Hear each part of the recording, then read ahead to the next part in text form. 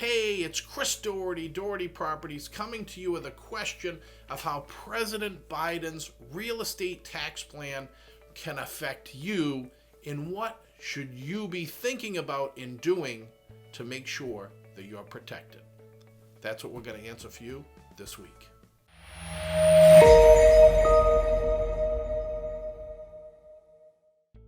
So President Biden has put forth a very aggressive economic plan that has impacts for real estate that we really want to discuss, and I want to make sure that you are aware of it and you are thinking about steps that you may want to be taking and what some of those proposals are so you are in a position to succeed.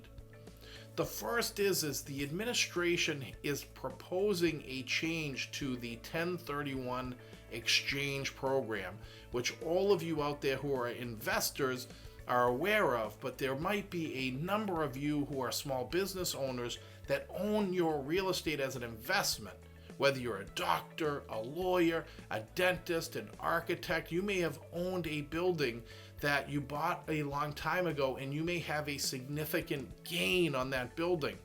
Well, the administration plans to limit what we call a 1031 exchange, where you could sell that property without paying taxes and rolling that money into a property of equal or greater value.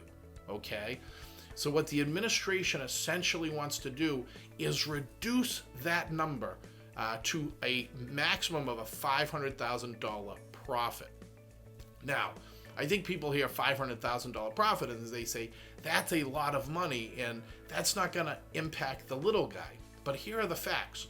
We know that of like-kind exchanges or 1031 exchanges, we have 84% of those are what we consider small landlord investors. And so I think a lot of people out there that may not be thinking about this, as the small business owner that may own a building that was part of their business that they bought a long time ago, and now they're going to have a gain that could be 7, 8, a million, even more. But now if the plan goes through, that gain will be limited to $500,000, and you could pay a significant tax if you want to try to roll that into another property, or if the proposal's totally eliminated, you're going to pay a tax on that property. So the first thing you really need to be paying attention to with this administration's proposal is that if you are at a point of retirement, you're thinking about selling an asset that you have to try to move into another position, you may not have a lot of time to achieve that goal. So you want to meet with a professional immediately to see if you have a property that's an investment property and you could have a significant gain. You want to be making some moves potentially right now. You might want to try to sell it and get into an exchange before the bill passes. You might be trying to do some strategic planning with your financial planner and your accountant to make sure that you have a full sense of the implications. But this is going to have a pretty big impact if the law goes into effect, and it's not gone into effect yet. But if it does, you want to make sure you're ahead of the curve so you understand the major change that could be coming down relative to 1031. Okay? It's an important thing, and we are here to help guide you because we work with a lot of investors that sell a property and they roll it into another property of equal or greater value. And the reason that they can do that is because they don't have to pay a tax on that sale because they roll it into it. Okay? The second thing that's going to impact you as an investor or a real estate owner, or even anybody that owns asset classifications that go under a capital gain, because right now the administration wants to increase the capital gains from 23.8% to 43.4%, which is a significant increase in a capital gain. Okay? And so what I want you to do is make sure you're ahead of the curve, that you're looking at these issues very closely, that you're talking to your tax professional. Call us. We can walk you through how to do a 1031 exchange and refer you to the partners that we use that are exchange fund holders.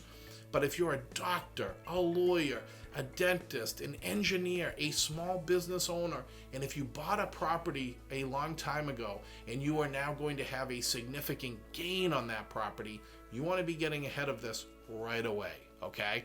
The second thing is you want to be thinking about your positioning of assets and how you're going to protect the assets that you have, especially as they relate to capital gains, because you are going to see a significant increase in capital gains if you are in a certain classification of this, okay?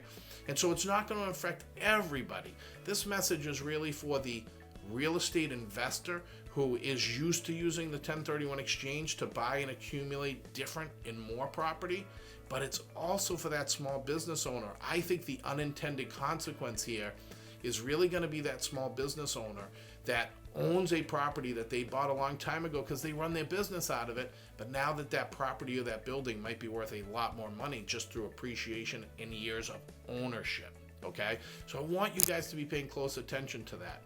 The final thing that I really want to say is that the real estate market is very hot. Interest rates are low, but there's going to be some changes here because of the regulations. If they go through, there's going to be a little bit of an uncertainty over the next few months as we're hearing about these plans. But what you want to do is really understand what's coming down the pipe, what are the possibilities, and what should you be doing now? Do you sell that property now that you're holding? Do you come up with another strategic plan to make sure that you have something in place so that you're not being affected when it's too late? So the question is, what's the impact of the plan going to be? And the answer is, what steps are you going to take today? So I hope you guys have a great week. I hope we have another great real estate week ahead of us. Things are moving nicely, and I look forward to seeing you in the days ahead.